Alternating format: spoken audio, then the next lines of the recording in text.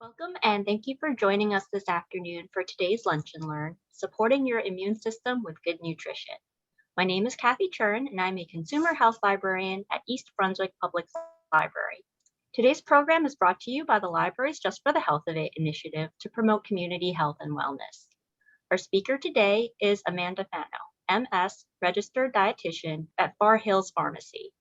Amanda develops individual nutrition and supplement protocols while providing one-on-one nutrition counseling through an all foods fit approach. She specializes in nutrition interventions for chronic disease such as diabetes management, gastrointestinal complications, thyroid complications, cardiovascular health, weight management, etc. Amanda received her BS in Nutrition and Dietetics from Montclair State University and her MS in Nutrition from the College of St. Elizabeth. She is a licensed registered dietitian through the Academy of Nutrition and Dietetics and has been actively working in the field for 5 years. Please be aware that this talk is being recorded. Please keep your microphones muted and your webcams off. When available, the recording will be ready to view at ebpl.org/YouTube. If you have any questions, please type them into the chat box. Our speaker will answer questions at the end of the talk. Please be aware that our speaker cannot provide medical advice to attendees during this program. And without further ado, I'll turn things over to Amanda. Thank you, Kathy. Hi, everyone. My name's Amanda. And yes, I'm the dietitian with Far Hills Pharmacy as well as Milltown Pharmacy. Welcome. And we will be talking today about supporting your immune system, following, good nutrition. So let's get started. Okay, perfect. So how food affects the immune system. So basically, if you have there's evidence that micronutrient deficiencies alter our immune response. Such as if you have any deficiencies in zinc, selenium, minerals, or even vitamins, your immune system can be altered. So we want to make sure that we don't have any deficiencies, vitamins, minerals, and make sure we are trying to get it through diet.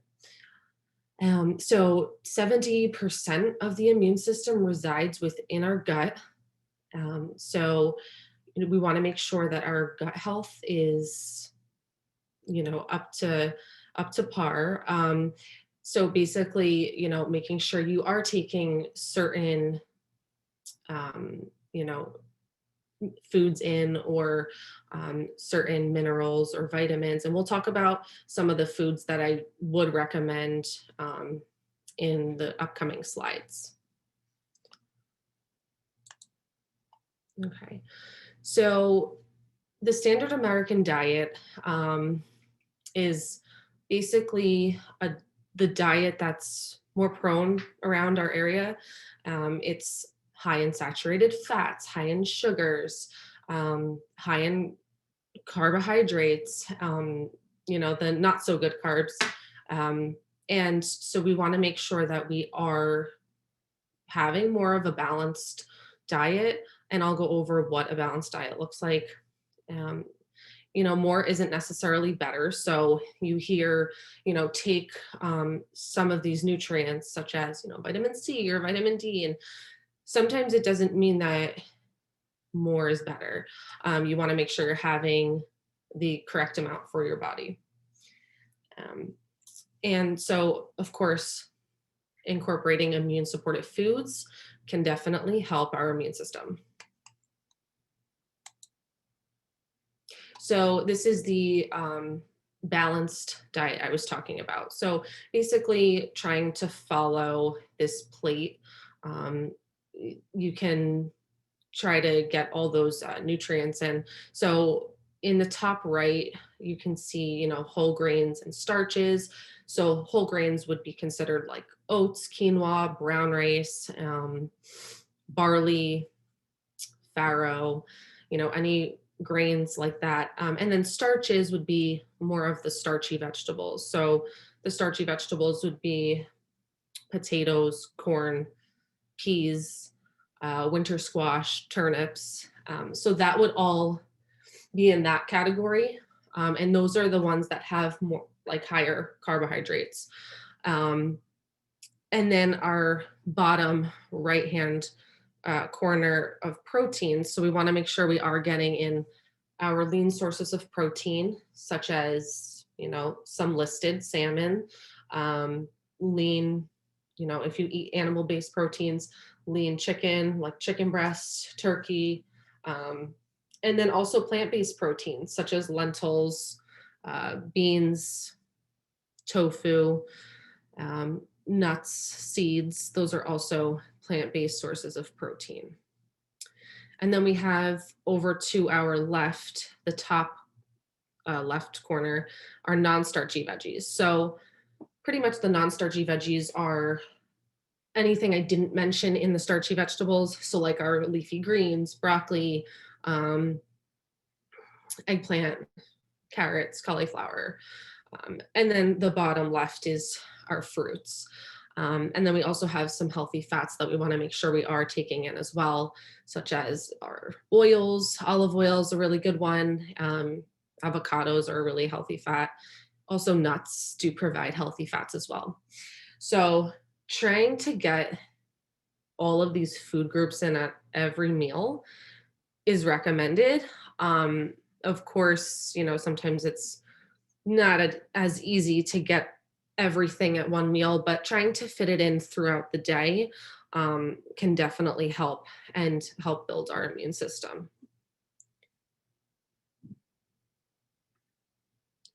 Okay, so now now that we went over what our plate should look like, I'm going to talk about 8 foods that I would recommend to support our immune systems.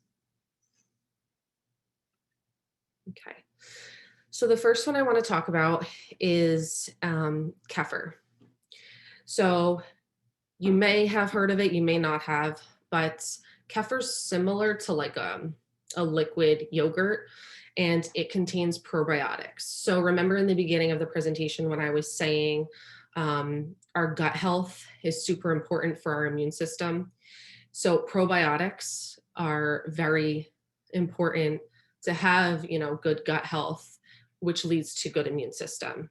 So this kefir drink provides probiotics, and yogurts do too.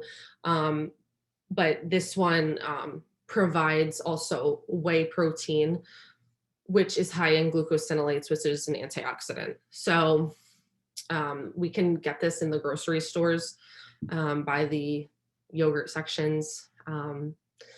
And it is also a good source of vitamin D, which also does help regulate the immune system.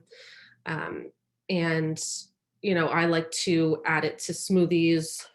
It's a good source of protein. And you can use it as liquid in smoothies, or you can just drink it like that too. But it may taste a little like, I guess, like it tastes like plain yogurt. So it's up to you how you prefer it, but you can add, fruit to it and blend it together.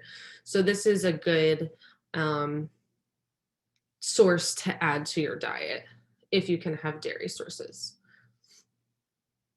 And if you can't have dairy, right? So if you're someone who has a dairy sensitivity or just can't tolerate, dairy or allergic, you can always do probiotics they have dairy-free yogurts that they add probiotics to. You can also add a supplement of probiotic, and I'll talk about supplements at the end.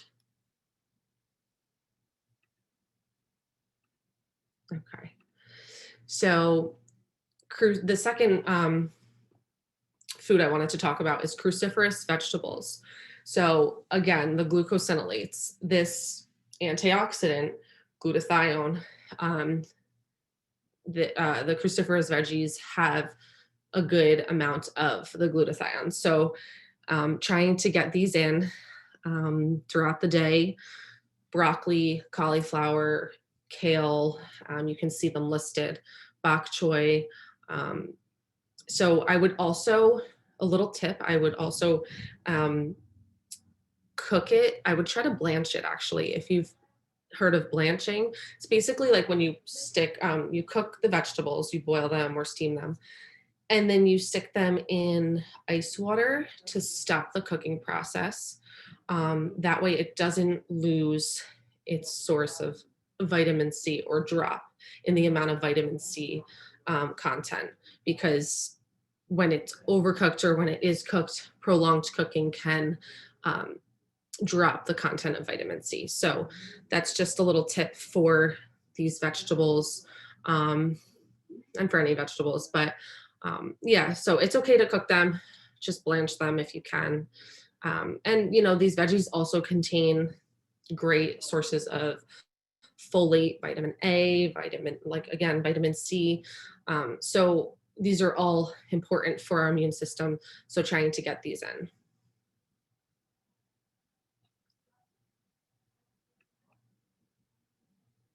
Okay. Mushrooms. Mushrooms are super good for our immune system, super healthy.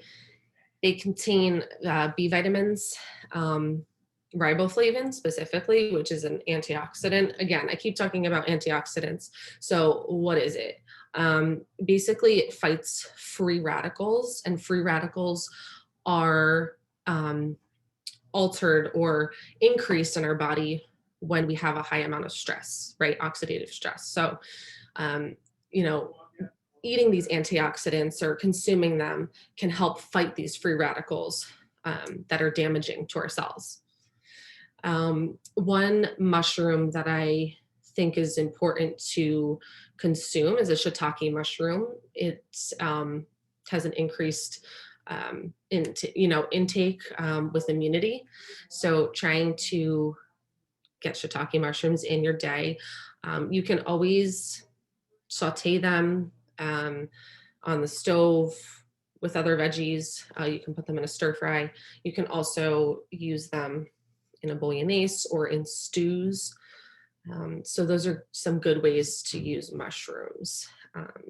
And they also provide beta glucans, which increase immune defense. So again, all of these things that we're talking about help increase our immune system.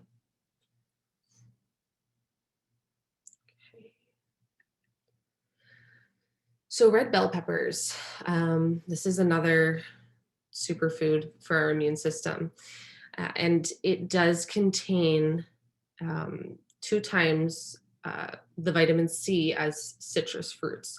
So I would definitely try to add this somewhere into your daily meals or snacks. I like to dip bell peppers in hummus, and you can eat it that way. You can cook them. Again, you can make them in soups, stews, anything like that. I do I wanted to mention that red bell peppers actually have a higher amount of vitamin C than like a green bell pepper. So just keep that in mind. They do have a little more. They also, can increase blood cell production, support epithelial barrier function, again, the antioxidant activity, and can decrease the length of, cold symptoms. So this is a good source of beta carotene, and that can also enhance immune function. And again, it provides vitamin C, right? But you want to make sure that you are eating these throughout the day versus just at one meal or one sitting, because what happens is our body doesn't produce or store vitamin C. It's a water soluble vitamin. So therefore you want to make sure you are having it throughout the day so our body can continue to get the vitamin C in.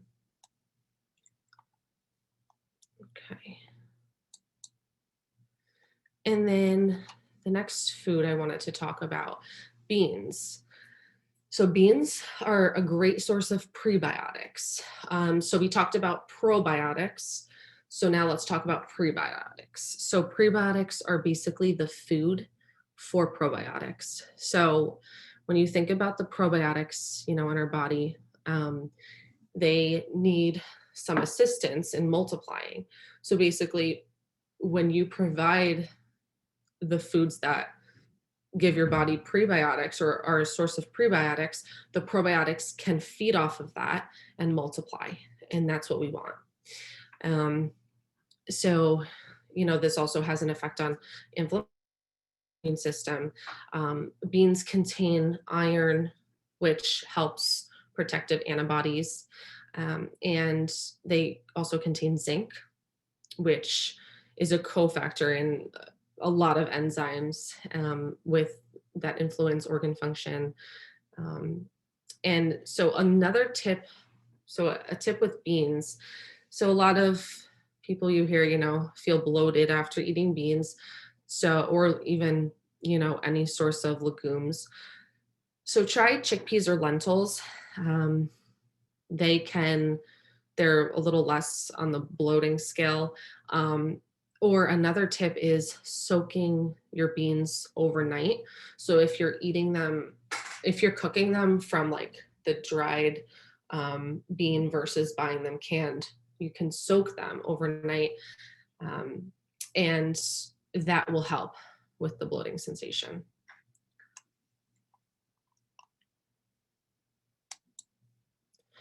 Okay, salmon or fatty fish. This provides omega-3 fatty acids, which support our white blood cell production and decrease inflammation. So trying to get, any of these fish listed, at least I would say 2 to 3 times a week, trying to get fatty fish in, salmon, tuna, sardines, mackerel, trout. Um, and it's rich in an antioxidant called astaxanthin. You can also, use it in different ways. Salmon, you can use it you can try making salmon burgers out of it, or tuna burgers you can do um, with the canned salmon, or you can even just get the canned salmon and have it as snacks on crackers. So there's different ways of having this or providing it or in your diet versus just thinking of like, oh, I have to cook a salmon fillet.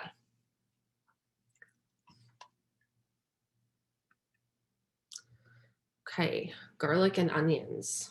So they contain a large amount of allicin, which is a compound that supports the immune system.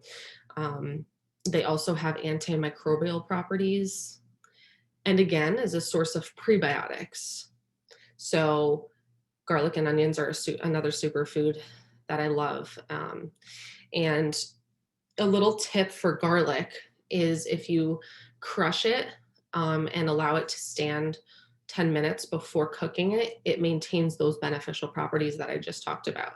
So crushing it before you cook it and letting it sit can help.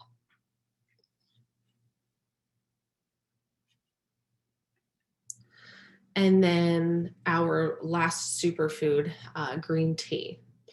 So green tea has EGCG. I'm not going to try to pronounce that word, but this enhances immune function. Again, protects against oxidative stress, right? That I was talking about earlier, and has a lot of vitamin C and vitamin E. So maca green tea or matcha green tea does actually have a lot more of that EGCG antioxidant compared to regular green tea. So if you're someone who is okay with the caffeine content, because it also does have more caffeine in it, you can try it, see if you like it. But you can always do decaf green tea too, or just the regular green tea, and you can still get some antioxidants. I would say trying to have this as an alternative to coffee could be beneficial or can help, because you're still getting some caffeine if that's what you use it for. But yeah, this provides some antioxidants. So I would try to have some of this in your diet. And yes, you can have it hot or cold.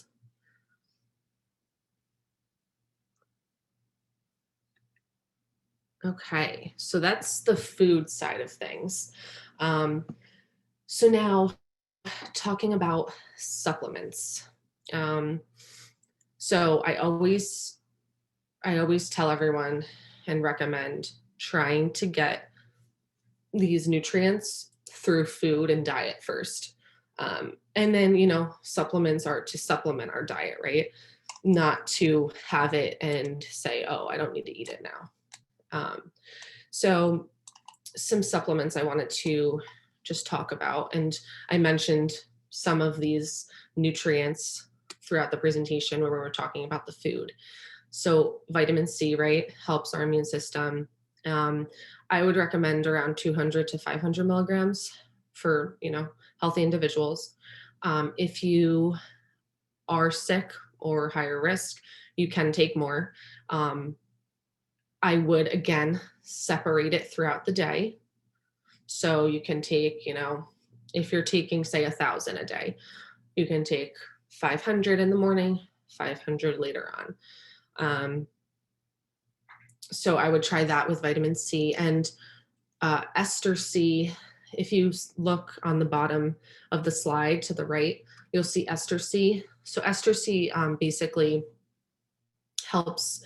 It's easier on the stomach versus like um, ascorbic acid or a harder vitamin C that may just uh, irritate your stomach. So it is a better form. Vitamin D3 is also super important for the immune system. So again, trying to get it through food, but a lot of food sources don't contain vitamin D. It's hard to get it through food. So the main source of vitamin D is actually sunlight. And days like today or in the winter, it's tough to get sunlight. And sunlight meaning your skin exposed, so your arms, your chest, your face, for 10 to 15 minutes without sunscreen, because the sunscreen blocks the vitamin D. Of course, ask your practitioner, but yeah, the sunlight is the main source of vitamin D. So, if you can't go out in the sun a lot or you are deficient, I would definitely recommend checking your levels of your micronutrients. But yeah, so for vitamin D3, for healthy individuals, I'd probably take around 1,000 to 2,000 international units daily. If you're not feeling well, or you have a virus going on, and you can take like a strong amount, like I would say 10,000 or even 5,000 for a couple weeks, and then gradually decrease down from where you're at.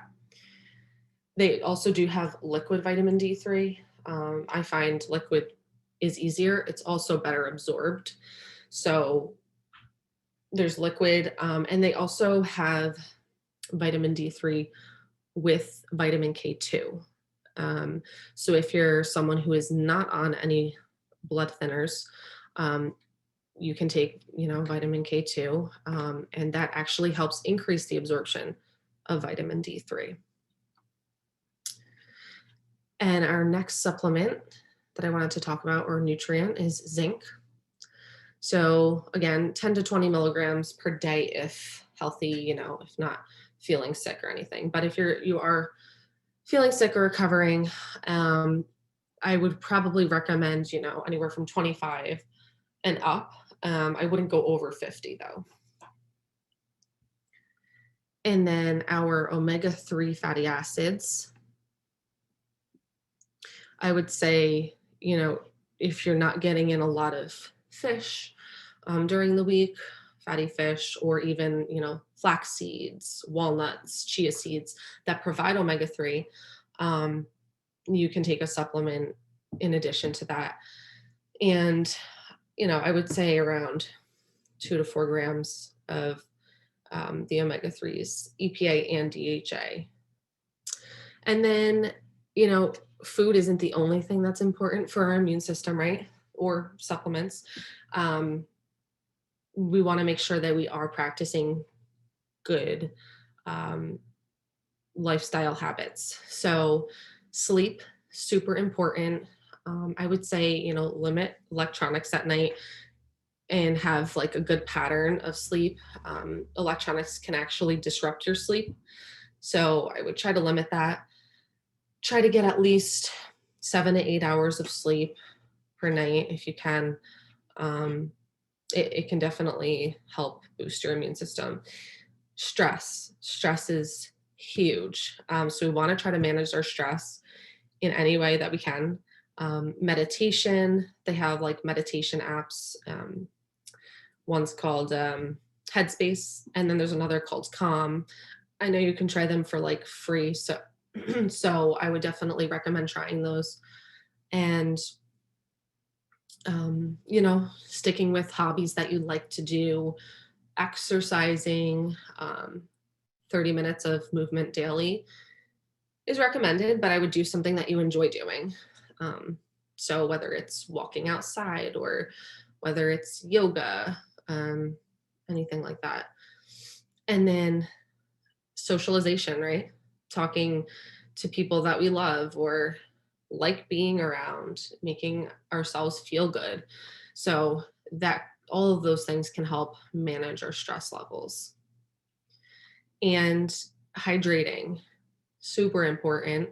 I always carry around this water bottle. It's like 40 ounces. But I would recommend, so typically what's recommended for hydration is half of your body weight in ounces. So, you know, think of if you're 120 pounds, 60 ounces daily. So, it can be, difficult to get that in if you're not used to getting a large amount in, but trying to increase from where you're at already. So just be mindful of it. Recognize how much you are taking in and then increase from there. And then, don't smoke, consume alcohol in moderation.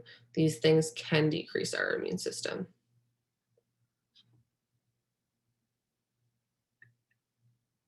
Alrighty. So that is the end of this presentation. This is my information, website, my email. Please feel free to contact me with any questions or concerns. And now we'll take questions. Okay, so if anyone has any questions, type them into the chat box. There are some questions in there already. Does timing matter in eating 3 meals at a given time every day? Okay. So yeah, I mean, timing does matter. So I would try to be more consistent, not go. So, for example, what I mean about that is, if you're eating breakfast at 8 a.m., right? Um, and then you're not going until 3 p.m. and eating lunch. Yes, that matters. I would eat, lunch a little earlier, try not to go too long without eating during the day. Everyone's different though. So it depends how your body functions. But I would recognize, what works for you with the timing. At night, yes, I would give your body a little rest from eating. Um, that's our natural sleep cycle. So it depends when you start eating, when you end eating. But I would, if you're someone who is hungry, I would give yourself that food, listen to your body, be mindful about it. And you can even have snacks in between too. And another question, is it recommended to drink kefir or probiotics daily? Is it recommended to drink, kefir or probiotics daily? Yeah, I would definitely try to get probiotics in daily, whether it's through the kefir I was talking about, or whether it's through yogurt or other sources, food sources, or if you need to supplement as well. Okay. And then another question, what is a good supplement of probiotics if you are vegan? So orthobiotic is a good probiotic. It's by Orthomolecular Products. That one's a good one. Then there's a question about if dried shiitake mushrooms can be used. Yeah, you can do dried. Absolutely.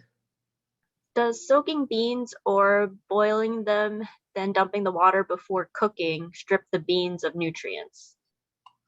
Nope. Nope, it doesn't. It can actually, just like I was saying, help kind of break them down easier. Can buttermilk be used instead of kefir? Um, I so buttermilk would probably be a higher fat content. So I would just double check on the nutrient fact, the nutrient facts, just to see what the saturated fat content of buttermilk is. I would probably not use it instead of kefir. I mean, if you're looking to do it instead of like for baking, that's fine. But for nutrient wise, I probably wouldn't. Yeah. So for kefir, if you don't like the taste of it, again, you can add it to smoothies. So if you're adding it to smoothies, you're adding, fruit and other things to kind of sweeten it and kind of alter that flavor and make it more appealing. So I would try it that way. Or you can always, try the yogurts and stuff, or the yogurt drinks too, that are low in sugar.